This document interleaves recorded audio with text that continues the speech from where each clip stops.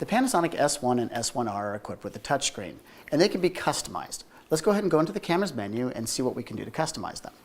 For the camera's menu, go to the cog, also known as a gear. We're going to select the top dial setting, and from here you'll see touch settings. Once in touch settings, you can either turn the touchscreen completely on or off.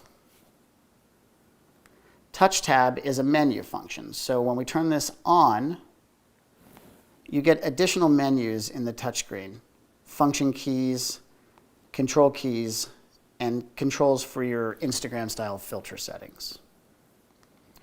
By default, touch tab is off. The touch autofocus, you can either have it just do autofocus, or you can have the exposure follow the autofocus box. Or if you don't want to use the touchscreen for autofocus, you can simply turn it off. Now finally, there's Touchpad AF. Now Panasonic, we're sure you're going to fall in love with using a touchscreen for your autofocus, but what happens when you want to use the viewfinder to control autofocus? Let's talk about the Touchpad AF function, which means that when you use the viewfinder, it would be nice to be able to use the touchscreen while looking through the viewfinder of the camera. And that's what Touchpad AF allows us to do.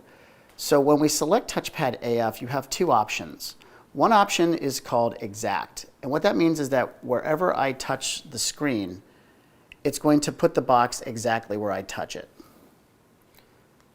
You also have Touchpad AF offset. And in this mode, it's going to behave more like a computer mouse, where I can shift it across by lifting my hand up and down as I move it. And those are the touch settings of the S1 and S1R.